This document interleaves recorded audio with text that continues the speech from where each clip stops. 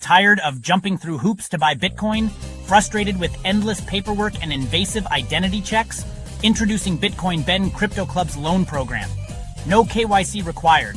Say goodbye to the hassle and hello to freedom. Borrow up to $250,000 at as little as 7% interest. Join our community and take control of your financial future. Bitcoin Ben Crypto Club, where privacy meets opportunity. Connect with like-minded individuals and grow together. Visit us today and unlock your $250,000 Bitcoin loan. Your journey to financial freedom starts here.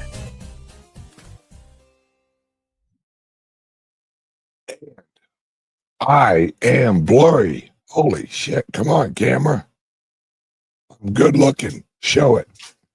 There I am. All right. What's going on, everybody? It's your favorite truck driver, ex-truck driver in the whole wide world. Wait, your favorite. You know what the fuck I mean. Okay. Welcome to the show, guys. It is Monday, which you know what that means. Every Monday is followed by a fucking Tuesday. Oh, Jesus. But you gotta love it, because if you didn't wake up this morning, that would suck. But you did, so take advantage of it. Make today your bitch. Make today the best fucking Monday you've ever had. And how do you do that? Let me tell you. You appreciate what you got. You look forward to what is coming, and you don't worry about the shit from the past, because you can't change it, and you can't change people's minds on the past. It is what it is. Let it go and move forward. Now, the headline of the show today is how Bitcoin makes you rich by making you better. Have you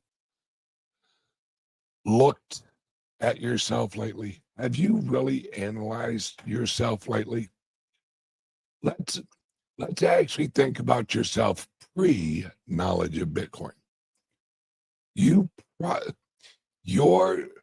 level of hope probably involved the weekend. You're like, oh, God, wait till Friday. Can't wait till Friday. Not because you really knew Friday was going to be good, and not because you knew the weekend was really going to be good. It was an escape from a system and a life that you were trapped inside the system that every week hit you. Every week, every Friday, you got your paycheck. You're like, yay, and look at all the money they took. You went to the grocery store. You went shopping. Yay, there's a new, wow, I really like that jacket. Holy shit, that's expensive. You were in a race against the deflation or the inflation of our currency, and that was linked with your happiness, where everything you looked at towards the future, you had this hint would be more. Man, I'll buy a house in 2 years. Well, how much is a house going to be? How much am I going to be making? Well, will I be making as much or more? Because if I'm not making more, then the house in 2 years is more expensive than it is right now. So it would freeze you. You had to analyze loss as a reality. You had to look at the future in a negative manner, because the future meant less value. Like, man, I hope I get a raise next year, because what I'm making right now ain't fucking cutting it. God, I hope I win the lottery. Give me a scratch off. Why do you think lotteries are so popular? Is it because everyone's like, man, I want to get rich? Or is it a purchase that you're making out of desperation and not hopefulness. No one actually buys a scratch off and goes, man, hope this changes my life because it's gonna be awesome. No. They hope that they're the lucky random person that gets enough value, not money, value off of a scratch card.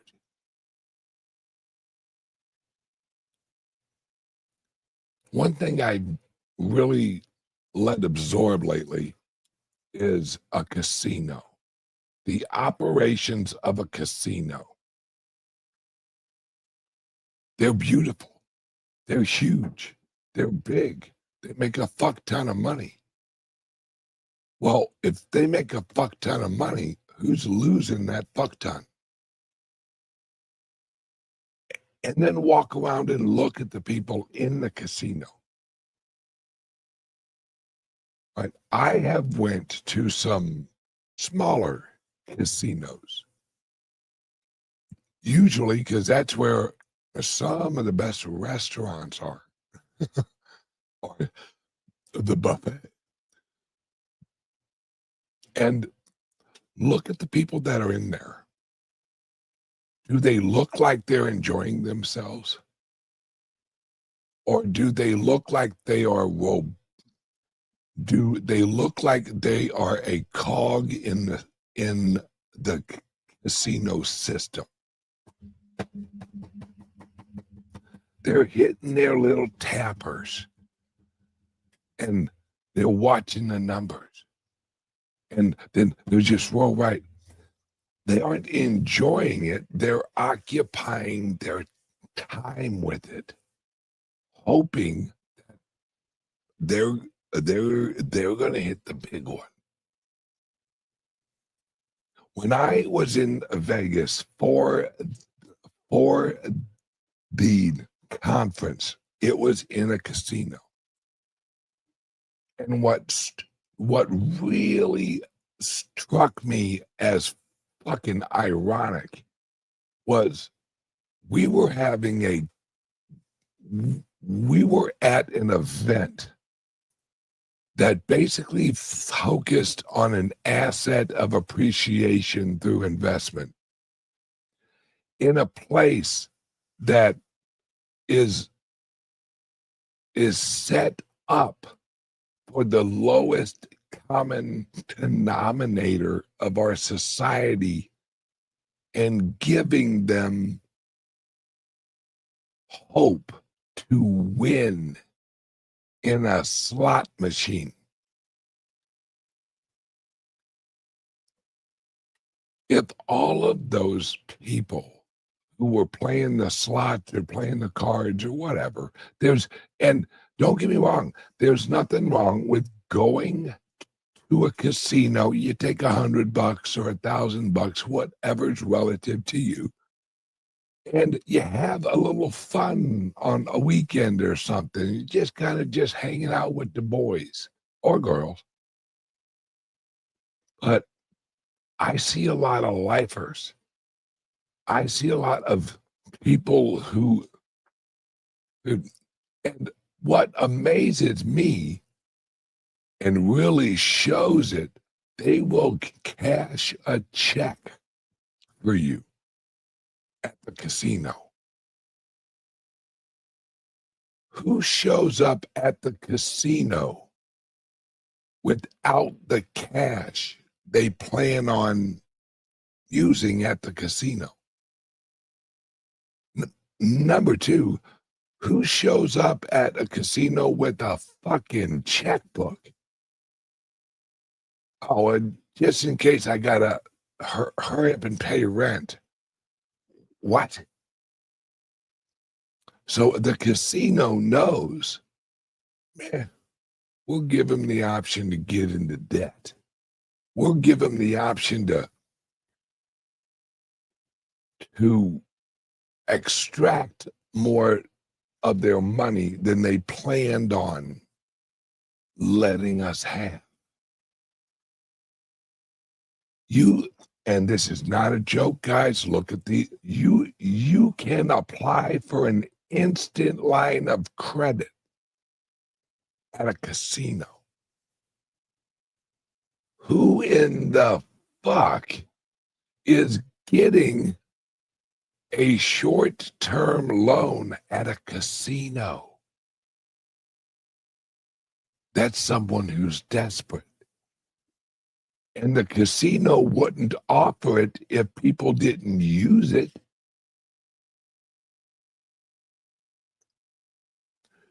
So, and that's the government. A casino, the government is just a casino, and the house always wins because they have the leverage. Right? Have you ever wondered why casinos have chips and not just, why aren't they just dealing in dollars or quarters or whatever? You know why? Because they figured out if they kept the cash in a bank, if they kept the majority of their cash in a bank, they'd get an interest rate. So you're losing money to the casino. The casino's putting it in the bank and then issuing out tokens that represent currency, and they're getting the interest on the dollars at the bank while you're out there pouring more money into it. It's a funnel. That's all it is a funnel. Now, think of yourself now.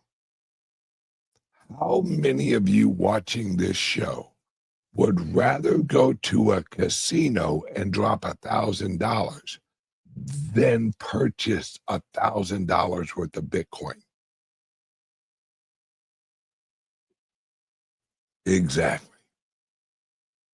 Because it's no longer hope.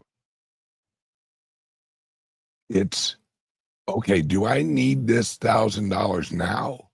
Or can I lock this $1,000 up for a year or two and let it appreciate? When you go to a casino, that $1,000 is gone. You ain't never going to see it again. And you'll get no long-lasting reward from that $1,000 you gave the casino, except next time you show up, they might have $1,000 improvement to their facility that you contributed to. So it'd be a little bit nicer casino. That's Washington, D.C. That's the government. See, if you pay taxes, when you send in your taxes, does anyone seriously go, man, glad I paid those taxes because those improvements are coming? Now, our existence, everything that the government touches or provides, has decreased in quality. Look at Obamacare. We're going to fix the healthcare system. Prices tripled and service went down.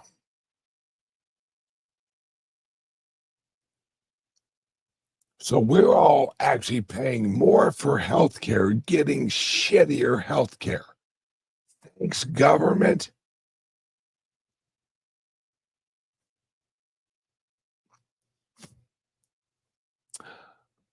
If the government ever ran a weight loss program, they would tell you to sit down and have a cheeseburger and ice cream.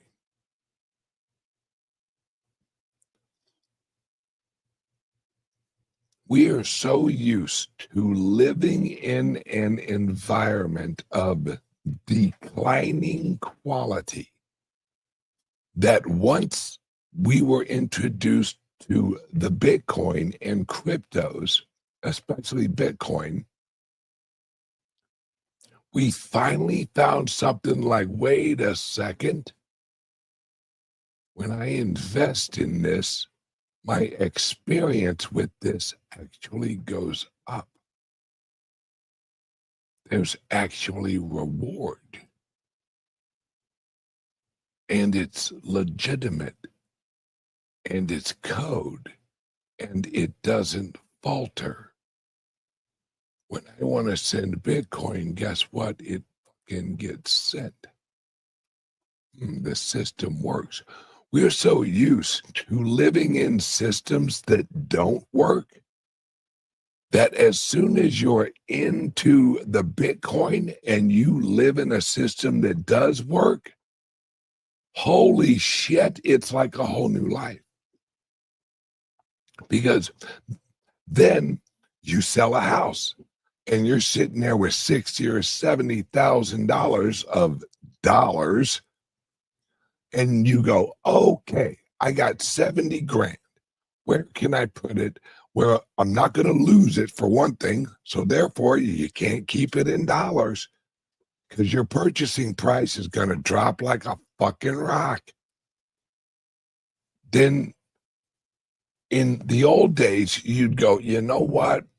I'll put it into the stock market. Yeah, that's what I do. Well, which one? Which company is not going to implode? Which company is under good management? Which company's CEO is not going to be caught on a kissing cam?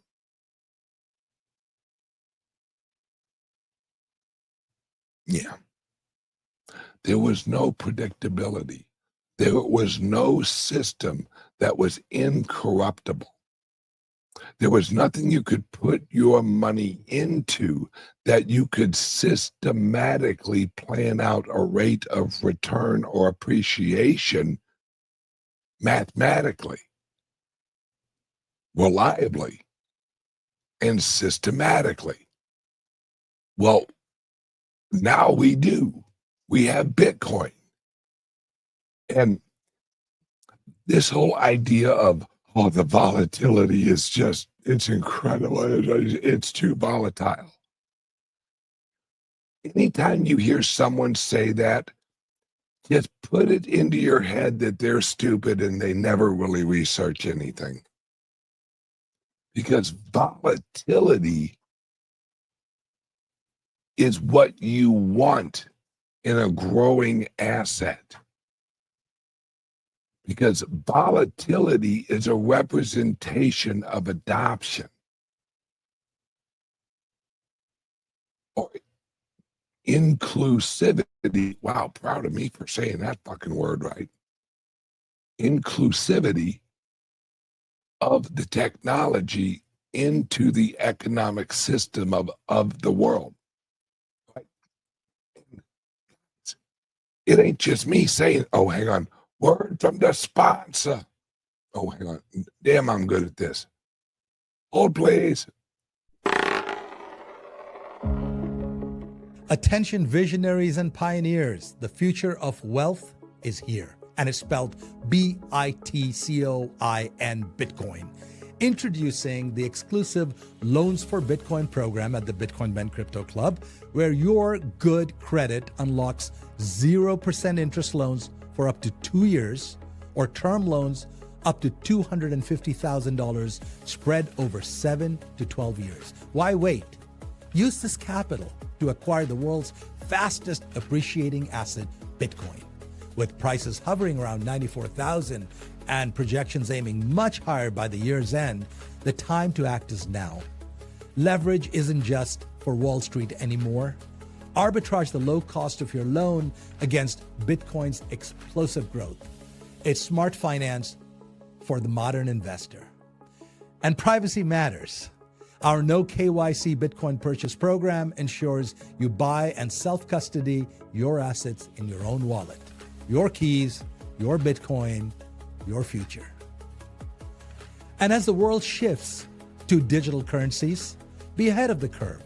Front-run corporations, governments, in this greatest financial revolution of our times. I'm Jay Bose, CEO of Bitcoin Ben Crypto Club. Call or text us today at 941-413-6920 and get started on that loan application. Secure your legacy. You will thank yourself tomorrow.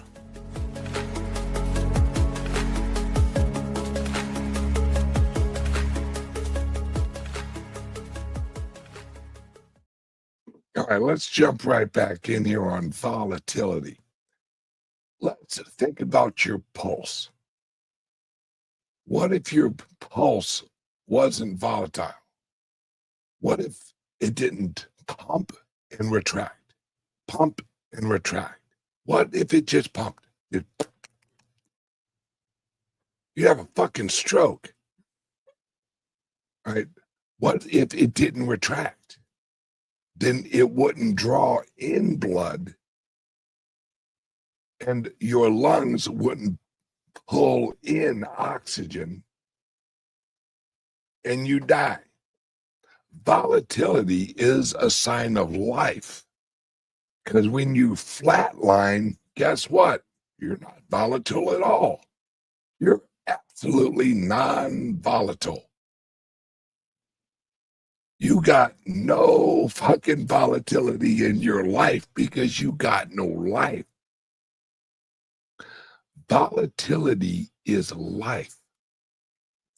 And this, anytime someone tells you, oh, well, you know, Bitcoin's too volatile, you should tell them, oh, I know it's insane volatile. I mean, I remember when I bought it at $600, it was so volatile to the upside. I couldn't stand it. I had to sell it. I was making so much money. It was just way too volatile. It was actually doing too well. I just had to sell it. People who say volatility is a bad thing are people who don't think. They just hear a word that sounds fancy. They heard someone else on Bloomberg say it.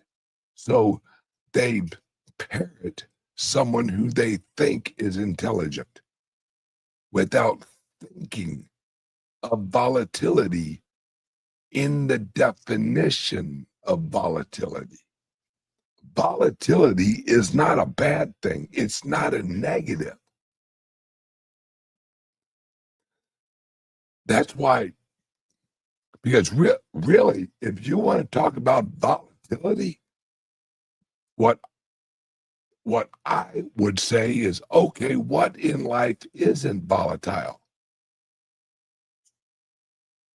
Tell me the thing in life that isn't volatile. It doesn't have any fluctuations. Is it our weather? Is it constant? No. What in life? What in your life? Have you ever had the same fucking day every day? No. We remember the movie Groundhog Day? Does that seem like something you'd want to really participate in? The same fucking day every day? No, absolutely not. Volatility, right? Climbing a mountain is volatile. You're never putting your foot on the same place. It's shaky. It's a little iffy. But you're going up. Now, if you go down, that sucks too on a mountain. But it's volatile. but you actually get the emotional reward of achieving the volatility of the mountain. That's why people do it. They don't climb mountains because it's fucking easy. They climb mountains for reward. And when you get involved in cryptos and in Bitcoin, you are challenging yourself initially. You are challenging yourself with risk because you initially think it's risky because you haven't truly got into the weeds of what the Bitcoin is and its relationship to human nature. See, human nature so aligns with the Bitcoin because the Bitcoin is the monetary equivalent of nature. It's value added, a cumulative network. That's what the Bitcoin is.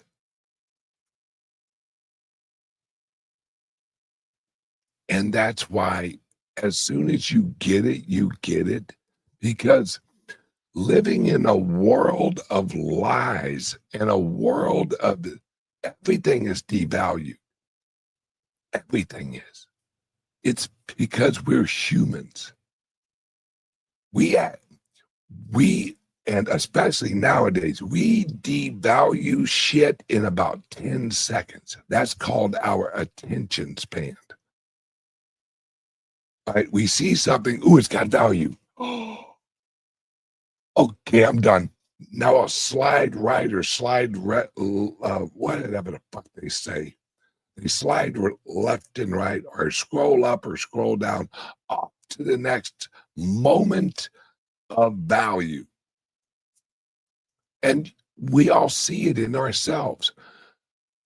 Do you remember when you originally, or when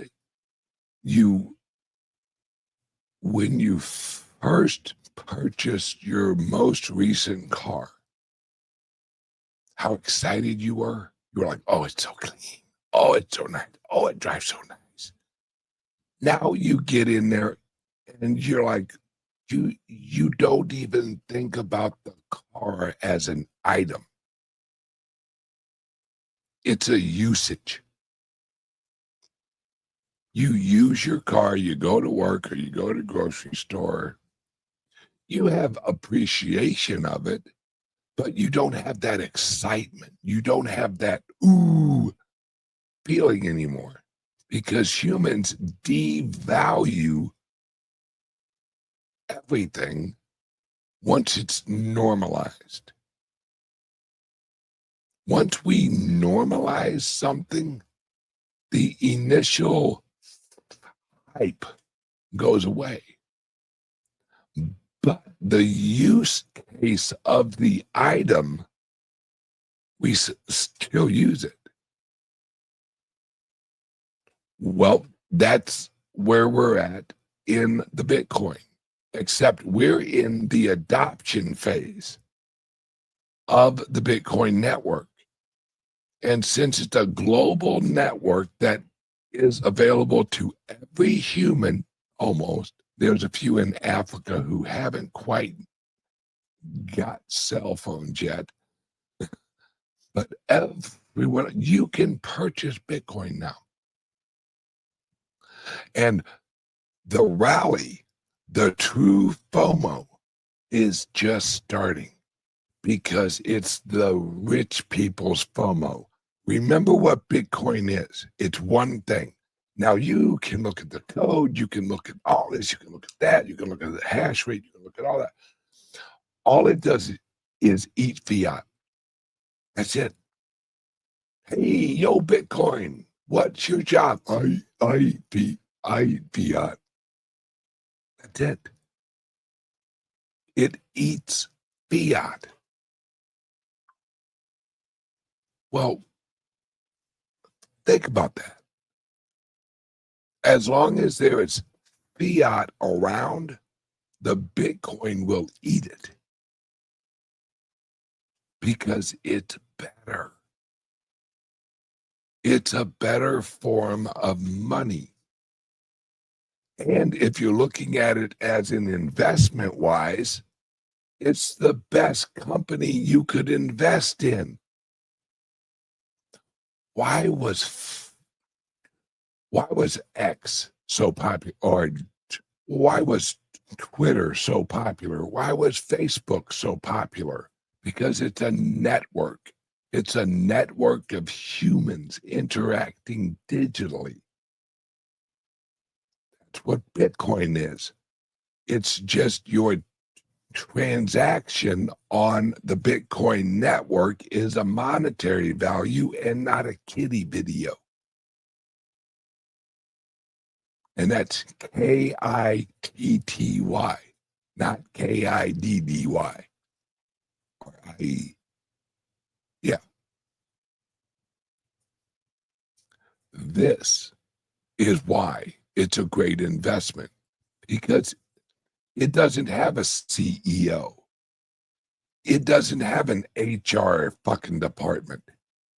It doesn't have a compliance officer that says, oh, sorry, Bitcoin, you can't do that.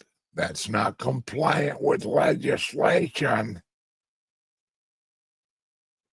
Bitcoin don't give a fuck about your law. Bitcoin don't give a fuck about your regulation. It doesn't care if you like it. It doesn't care if you hate it. It doesn't care if you think its hair's funny. Nothing. It just keeps doing what it does. Right? That's it. It just keeps going. And that's what you look for in an investment, because the Bitcoin, it is its own CEO. It is its own HR department because it regulates itself inside of its own code. It never breaks its own code. Ever. Because it's the code. Code is law. If you write a code that sends out a tweet, it's not going to send out an email because it wasn't coded to send out emails. And that's what if, let's look at it like this. What if X or Facebook was just code that was never changed, never altered, and just ran predictably and wasn't ran on an algorithm? Because the Bitcoin is not ran on an adjustable algorithm. It's code. Now, the mining rewards and the mining difficulty, that adjusts, but that's an internal adjustment to create the predictability and reliability of the block. It self-manages, unlike the Federal Reserve. And this morning, I'm sitting here watching Bloomberg, watching an absolute dipshit try to say that the Federal Reserve needs to have it has to be a sovereign entity. The Federal Reserve is absolutely necessary and has brought us wealth and prosperity. I wanted to reach through the TV and slap the cock out of that guy's mouth. Because It is literally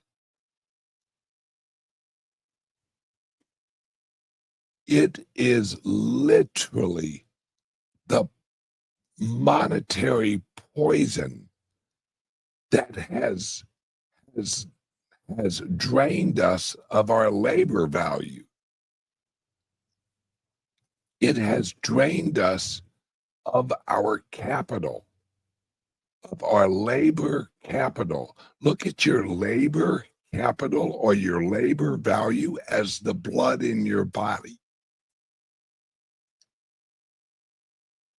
If you're losing purchasing price in your blood, that means you're losing its ability to retain oxygen, to retain iron, to retain nutrients.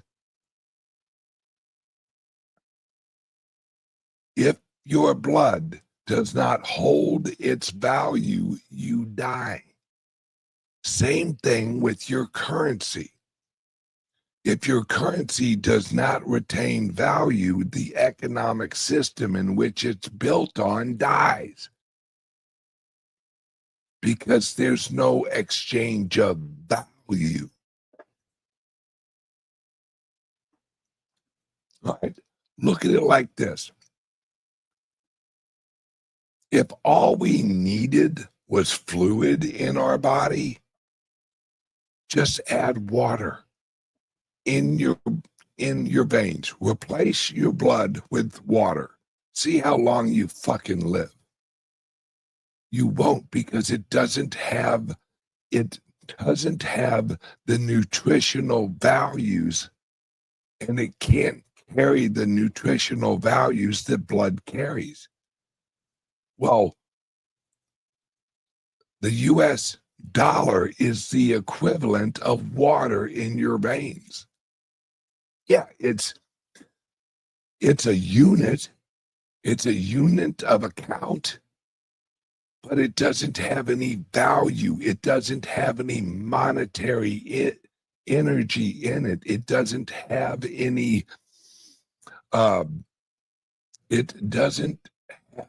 value of iron. It doesn't have any value of oxygen. And there's a fuck ton more water than there is human blood.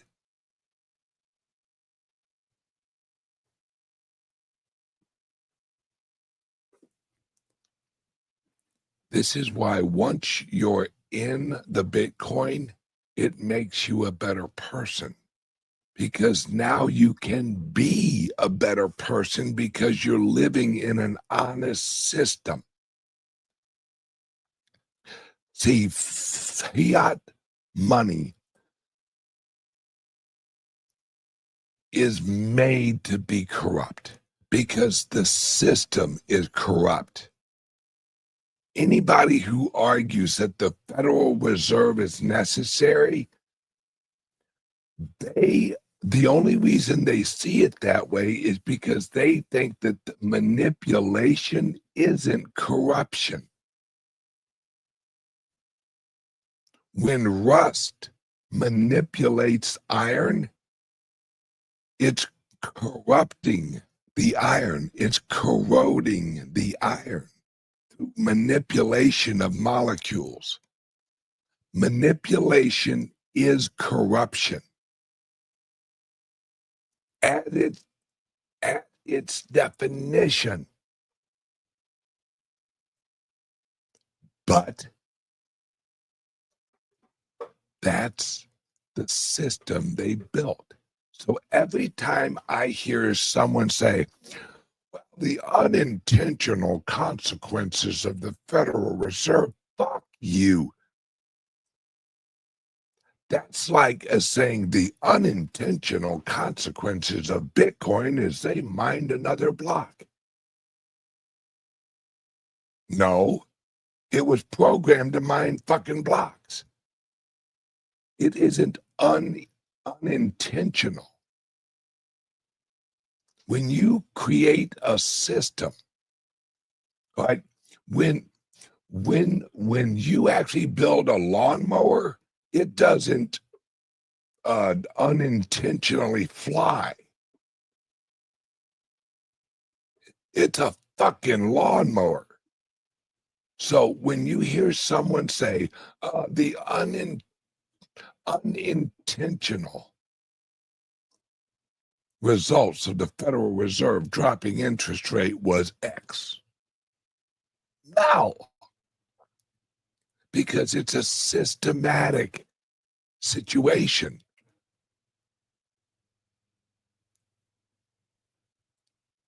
The Federal Reserve corrupts our money because it was actually created to corrupt our money and steal wealth away from our wallets and put it into the federal government's wallet. And when I say federal government, I don't just mean the organization of the federal government. It's all of the leeches who leech off of the federal government. It's the banks. It's the war machine. It's fucking big pharma. Think about this. If their medications were so good, you wouldn't have to legislate them. It would just be common sense. Parents would go in to the hospital, a child, and go, you know what? I heard these vaccines are so goddamn good. Pump my child up with these vaccines, please. Because I got a friend who has a kid who is fully vaccinated, so much smarter than his other kids who aren't vaccinated. No, legislation is, most legislation is trying to implement a bad idea using force. Because if it was a good idea, you wouldn't have to legislate it.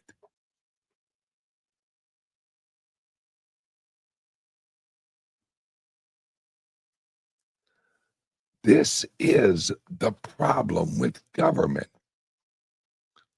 Government is meant to govern. That's the problem with government, because they govern. Right? Life cannot be governed. How good are you guys at governing your life? Is it always absolutely predictable? Does nothing ever go wrong? Does it have zero volatility? No. So if you, as an individual living your life, if you improving your life is kind of challenging, how good is it when somebody 1,000 miles away from you tells you that you can't do X or you can't do this? So in all of your options of improving your life, here's the restrictions that you cannot use to improve your life. And that leads people to a mindset of, okay, well, what can I do? That's asking permission. See, a lot of people do not think like I think. That's why I've had so many people ask, well, who gave you permission to open these clubs? Who gave you permission to do this? Fuck off. Free people do not ask permission. Now, there's a difference between asking permission and seeking cooperation. Two different things. But when the federal or local government tells you you cannot do X or you have to do this, you ask him, why aren't I already doing this? If it's such a good fucking idea, why isn't it as soon as you said it, I said, ooh, that's a good idea, I'll do that. Because they're trying to legislate your daily life. And they legislate by limiting. They limit your options. And when they limit your options, then you don't have a real good layout of your options, because life doesn't have very clear choices. It isn't a left or a right. Life is one big shade of gray. And if the federal government or any government tells you, okay, you have to move forward, but you can't turn left. All right, well, how about if I go slightly this way? Nah, I don't know. That's hinting at left. Then you have to analyze someone else's fucking regulation or limitation on your life. And that's bullshit. That is absolute bullshit. If it was real, if that worked, why isn't in nature? Why isn't every single bird controlled by a council of birds? Why doesn't a deer or a herd of deer, why don't they have a leader that micromanages them? Now, there's nothing wrong with having a leader in a direction, but a tribe of lions, or I don't think they're called a tribe, I think they're called a pack or a pride of lions in southern Africa isn't checking with the pride of lions in northern Africa to see if they're approved to hunt this certain fucking gazelle. Right? There's no lions that are calling Washington, D.C. of lions to see if it's okay if, hey, we would think about going laying under that tree over there. Are you guys good with that? No. Local control. And when I say local, I mean family. Now, someone just wrote electrolytes. Thank you, tire doctor. Yeah, electrolytes. I don't know why the plants ain't growing. They got electrolytes. If you don't know what the fuck we're talking about, watch a movie called Idiocracy. Thanks. Idiocracy, and you'll get it. Electrolytes. Nature isn't a republic. Right? Nature doesn't have a Washington, D.C. Nature couldn't give a fuck about the rest of nature's opinion on it. A lion doesn't walk around trying to gather consensus of the gazelles. Hey guys, I'm kind of hungry.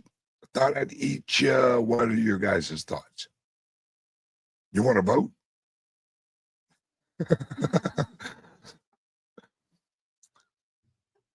But yet we look to Washington, D.C. like any of those have our fucking best interest in mind. They don't. They don't.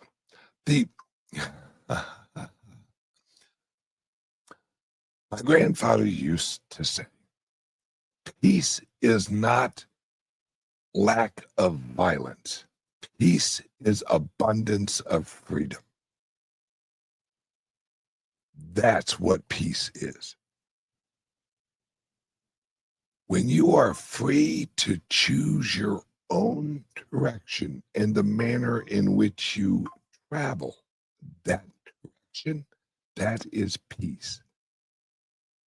When you have to walk through the land of landmines, that ain't peace. And that's what the federal government and governments do. They put up landmines. And can anyone watching this, can you recite all of the laws? All of them. Local, county, federal, state. There's a reason that as a Christian, there's a reason Noah brought down 10 rules. Here, do this or don't do that. 10 rules, pretty easy to memorize. The average person, and this is not a fucking joke, the average American breaks 27 laws a day.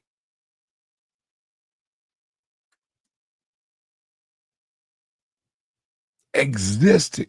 And these are not people who are like, you know what, I'm breaking the fucking law today, breaking the law, breaking the law. Who sings that? Iron Maiden? Breaking the law, breaking the law. I think that is Iron Maiden. I may be. Hey, chat, do you know if breaking the law was Iron Maiden? I think it was. Could you check me on that? Here comes Jim Flanagan. I guarantee Jim's going to answer. That guy's like a music nut. Right. Exactly, Ben. That's why law is mostly BS outside of the 10 Commandments. Absolutely. And I don't know. All right, I have been married 3 times. And none of those vows ever ended with "and to be determined."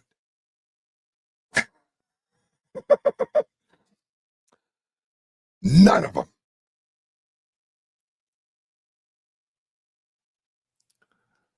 Volatility is life. You have to have, oh, Judas Priest. That's right. Thank you. I knew I was wrong because it sounded right, but I knew it wasn't. All right, it's volatility. You have to have volatility in your life because life is volatile. Therefore, you have to react with volatility. That's why we have the word vitality. Is that right? Vitality? Shit, I don't know. But you know what I mean. Right? It is vital that you do this. Okay, sounds important. Vitality is vital for life. Holy shit, I've been talking for almost an hour. Hope I said something good. Okay, everybody, thank you for watching the show. And remember, you guys are all future whales. When I was on Simply Bitcoin last week, and I think it was last Friday, if you haven't watched the interview I did with Simply Bitcoin, Nico and them, Check it out. Last Friday's great episode, because I told everyone watching, you're a future whale. If you have 0.1 Bitcoin, 0.1 Bitcoin, if you own 0.1 Bitcoin, you're a future whale.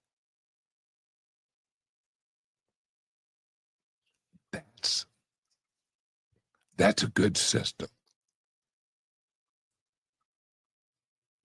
And everybody, have a great day and love yourself, and go out there and have a very volatile day.